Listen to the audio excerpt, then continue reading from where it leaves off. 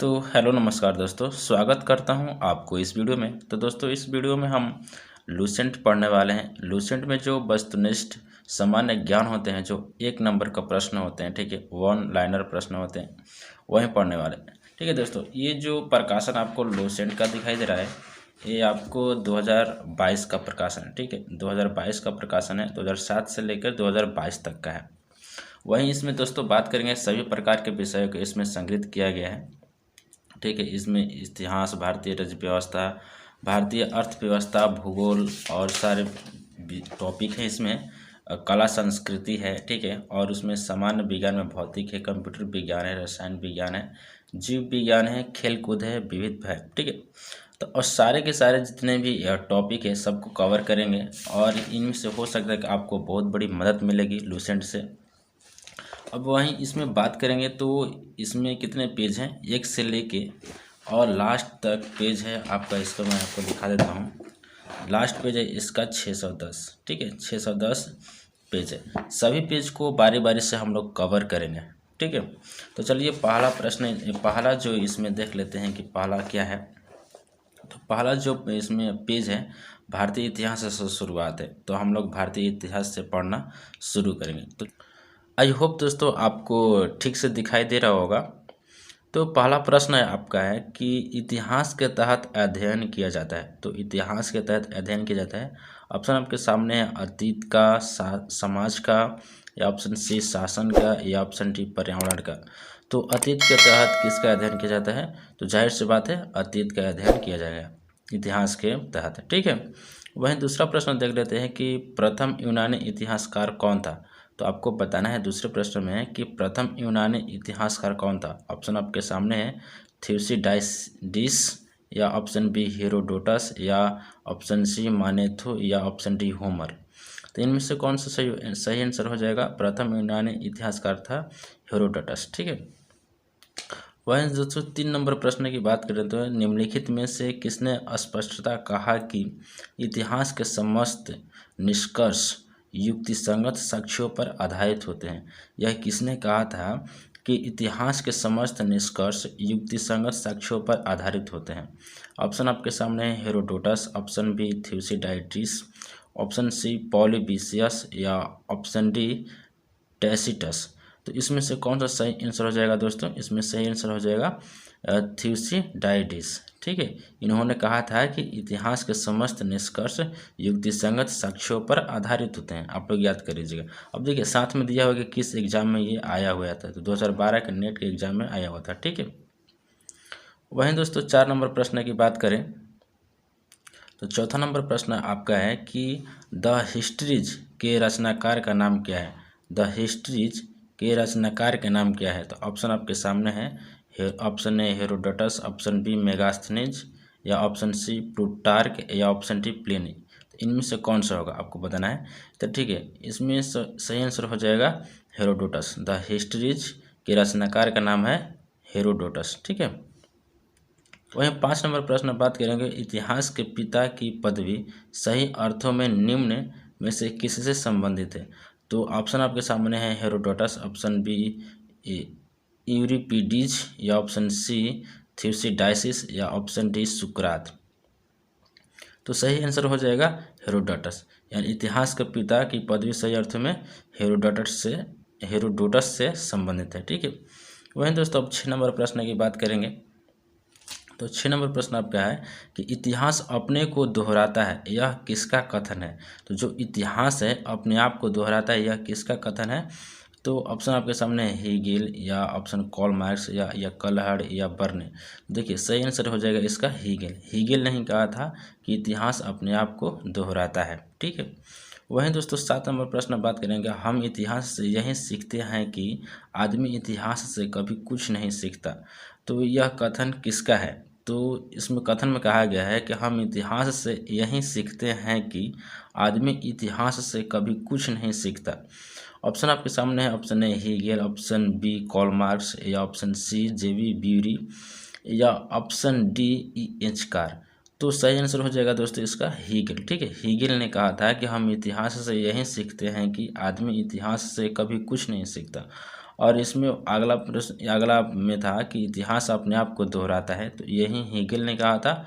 और इतिहास यही सीखते हैं कि आदमी इतिहास से कुछ नहीं सीखता है, इस बात को भी हेगेल ने ही कहा था। ठीक है, अब अगला देखिए प्रश्न देखेंगे। 8 नंबर प्रश्न आपका है कि किसका कथन है समस्त इतिहास वर्ग संघर्ष का इतिहास है। ठीक है, ये एक अच्छा प्रश्न है दोस्तों। ये हो सकता है कि आपके आगामी एग्जाम में आ सकता है, कोई भी आप किसी भी एग्जाम की तैयारी करते हो तो। किसका कथन है समस्त इतिहास वर्ग संघर्ष का इतिहास है, तो ऑप्शन ए है कार्ल मार्क्स, ऑप्शन बी जेबी ब्यूरी, या ऑप्शन सी कलिंगवुड, या ऑप्शन डी ई इंस्कार। तो सही आंसर दोस्तों हो जाएगा इसमें कार्ल मार्क्स। कार्ल मार्क्स ने कहा था कि समस्त इतिहास वर्ग संघर्ष का इतिहास है। ठीक है, वहीं दोस्तों अब 9 नंबर प्रश्न की बात करेंगे। तो निम्नलिखित में से कौन सा एक इतिहास के विषय में कार्ल मार्क्स के दृष्टिकोण का संक्षिप्त वर्णन करता है। तो ऑप्शन आपके सामने है कि इतिहास विभिन्न व्यक्तियों के बीच मुद्दों का अभिलेख है, ऑप्शन बी इतिहास शोषक और शोषित वर्गों के बीच संघर्ष का सिलसिला है, या ऑप्शन सी इतिहास अतीत की घटनाओं का विश्वसनीय अभिलेख है, या ऑप्शन डी इनमें से कोई नहीं। देखिए प्रश्न समझते हैं कि इतिहास के विषय में मार्क्स यानी कि कार्ल मार्क्स के दृष्टिकोण का संक्षिप्त विवरण करता है, यानी कि कार्ल मार्क्स ने क्या कहा था ये हमें ध्यान देना है। तो ये कार्ल मार्क्स ने, देखिए ऑप्शन बी सही हो जाएगा। कार्ल मार्क्स ने कहा था कि इतिहास शोषक और शोषित वर्गों के बीच संघर्ष का सिलसिला है, ऑप्शन नंबर बी सही हो जाएगा। ये देखिए CDS 2010 में ये प्रश्न आया हुआ है। ठीक है, तो हो सकता है आपके एग्जाम में भी आ जाए, तो इसको ध्यान दीजिएगा। ठीक है, 10 नंबर प्रश्न है आपका, निम्नलिखित में से किसने द्वंद्वात्मक भौतिकवाद के सिद्धांत का प्रतिपादन किया। देखिए 10 नंबर प्रश्न है कि निम्नलिखित में से किसने द्वंद्वात्मक भौतिकवाद के सिद्धांत का प्रतिपादन किया। तो ऑप्शन ए है हीगेल, ऑप्शन बी मार्क्स, या ऑप्शन सी एंजिल, या ऑप्शन डी लेनिन।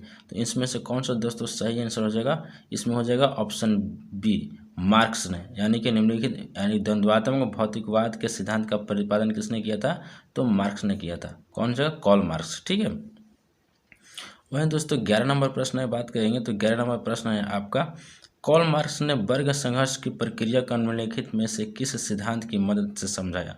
तो कार्ल मार्क्स ने वर्ग संघर्ष के, देखिए अगला प्रश्न में पीछे प्रश्न में आया हुआ था वर्ग संघर्ष किसने कहा था, तो कार्ल मार्क्स ने कहा था। अब इसमें प्रश्न में है कि 11 नंबर प्रश्न में है कि कार्ल मार्क्स ने वर्ग संघर्ष की प्रक्रिया को निम्नलिखित में से किस सिद्धांत की मदद से समझाया था।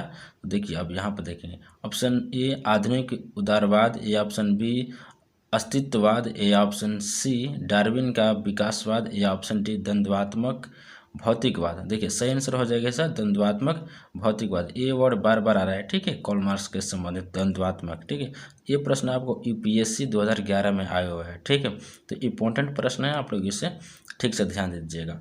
देखिए अगला प्रश्न में बात करेंगे 12 नंबर प्रश्न की। तो 12 नंबर प्रश्न है कि इतिहास विगत की राजनीति है, यह किसका कथन है। इतिहास विगत की राजनीति है, यह किसका कथन है। ऑप्शन ए है अस्टाबस, या ऑप्शन बी कर्लायल, ऑप्शन सी सीले, या ऑप्शन डी ट्रिवेलियन। तो देखिए सही आंसर हो जाएगा दोस्तों इसका सीले ने कहा था कि इतिहास विगत की राजनीति है। ठीक है, इतिहास विगत की राजनीति है, ये सीले ने कहा था। अब दोस्तों यहाँ पर आ जाते हैं 13 नंबर प्रश्न पर। देखिए 13 नंबर प्रश्न है कि सूची 1 को सूची 2 से सम्मिलित कीजिए तथा नीचे दिए गए कूट की सहायता से सही उत्तर का चुनिए। देखिए इस तरह का प्रश्न दोस्तों एग्जाम में हमें आता है। देखिए ये एक प्रश्न आया हुआ है, नेट में आया हुआ है। ठीक है, 2013 में आया हुआ है दोस्तों। इसमें क्या हुआ है कि देखिए इधर दे दिया है आपको, ऑप्शन दे दिया है, इसमें उत्तर दे दिया है, इसमें मिलान करना है कि कौन सा होगा। अब सही उत्तर यहाँ पे है, इसके हिसाब से हमें देखना है। और कन्फ्यूज ज़्यादातर लोग हो जाते हैं, स्टूडेंट कन्फ्यूज होते हैं आंसर देने में। कन्फ्यूज नहीं होना। देखिए इसमें बारी बारी से देखिए ओकसाट है इधर, तो ओकसाट क्या कहते हैं यह हमें देखना है। देखिए ओकसाट कहते हैं कि तीसरा हो जाएगा, सच यह है कि इतिहास में अतीत वर्तमान के साथ बदलता है। ठीक है, ओकसाट सच यह है कि इतिहास अतीत वर्तमान के साथ बदलता है। वहीं बात करें ट्रिवेलियन, तो ट्रिवेलियन ने क्या कहा था किस्म विचार के इतिहास होता है मात्र एक विज्ञान है, इसमें इतिहास का मतलब, हाँ ट्रिवेलियन ने कहा था इतिहास महत्व वैज्ञानिक नहीं है। ट्रिवेलियन ने कहा था कि इतिहास का महत्व वैज्ञानिक नहीं है, ठीक है। अब वही मैं कलिंगवुड ने क्या कहा था, कलिंगवुड ने कहा था कि अब देखिए दो ही बचा है ना, तो संपूर्ण इतिहास के विचार इतिहास है स्वतः मात्र, मतलब कलिंगवुड ने कहा था कि संपूर्ण इतिहास विचारों का इतिहास है, जो जितने भी संपूर्ण इतिहास है वो विचारों का इतिहास है, कलिंगवुड ने कहा था, ठीक है। अब देखिए अब तो एक ही बचा है, ये बचा तो देखिए एक का क्यों रह रहा है 4, सॉरी एक का कौन हो रहा है 3, और ट्रिवेलियन बी का 4 हो रहा है। देखिए इसमें मिल रहा है ना, ऑप्शन नंबर ए सही हो जाएगा। पहले दो हम लोग मिलान कर लेते हैं, उसके बाद में कौन क्या होता है, पहले ही देख लेते हैं ना, तो पहला देखते हैं ए का तीसरा हो रहा है, अब तीसरा कहीं है या नहीं है ना, तो ये सही आंसर हो जाएगा। अब देखिए वहीं बात करेंगे,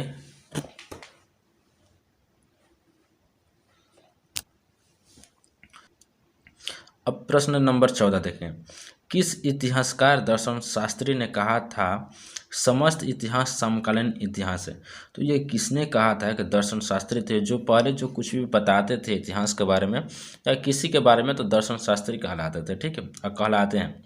तो समस्त इतिहास समकालीन इतिहास है किसने कहा था, देखिए ऑप्शन नंबर ए है गायम बत्तिस्ता बिको, या ऑप्शन बी बेनेडिक्टो क्रॉन्चो, या ऑप्शन सी ओसवाल्ड स्पेंगलर, या ऑप्शन डी ऑगस्टे कोम्टे, ठीक है। तो किस इतिहास दर्शन शास्त्री ने कहा था कि समस्त इतिहास समकालीन इतिहास है, तो इसमें देखिए सही आंसर हो जाएगा बेनेडिक्टो क्रॉन्चो ने कहा था, बेनेडिक्टो क्रॉन्चो ने कहा था कि समस्त इतिहास समकालीन इतिहास है। वहीं दोस्तों 15 नंबर प्रश्न की बात करें तो इतिहास वर्तमान एवं अतीत के बीच अंतहीन वार्ता है, यह किसने कहा था। जो इतिहास वर्तमान एवं अतीत के बीच अंतहीन वार्ता है किसने कहा था, ऑप्शन आपके सामने है E.H. Carr, option B Charles Firth, या ऑप्शन सी कार्ल मार्क्स, या ऑप्शन डी B.A. स्मिथ। तो किसने कहा था, चार्ल्स फर्थ ने कहा था कि इतिहास वर्तमान एवं अतीत के बीच अंतहीन वार्ता है, ठीक है।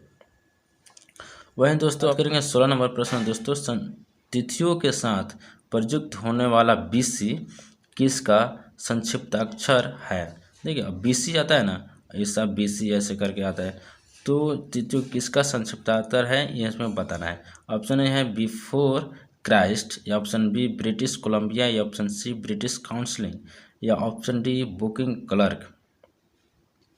तो इसमें देखिए सही आंसर हो जाएगा, सही आंसर होगा आपको option number A before Christ, ठीक है। वही 17 नंबर प्रश्न में बात करेंगे, तो तिथियों के साथ प्रयुक्त होने वाले AD का पूर्ण रूप होता है, वहीं बात करेंगे कौन सा होता है। अब एनो डोमिन, या ऑप्शन बी असिस्ट डायरेक्टर, या ऑप्शन सी एक्नॉलेजमेंट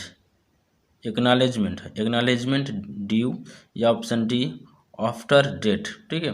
तो AD का मतलब इसमें कुछ भी हो सकता है, देखिए AD सब A से शुरू है, तो इसमें सही आंसर होगा दोस्तों आपका सही आंसर हो जाएगा इसका। तो दोस्तों मेरे को भी नहीं पता, ठीक है, इसको बाद में देख आप लोग बता दीजिएगा कमेंट करके, ठीक है, आप लोग इसको कमेंट करके बता दीजिएगा, इसको मुझे भी नहीं पता। तो वीडियो को एक दोस्तों लाइक कर दीजिए, ठीक है, लाइक कर दें, चैनल को सब्सक्राइब दोस्तों कर लीजिए, ठीक है, चैनल को दोस्तों सब्सक्राइब कर लीजिए। तो मिलते हैं अगले वीडियो में किसी नए पेज के साथ, अगला पेज के साथ, ठीक है। तो तब तक के लिए जय हिंद, वंदे मातरम।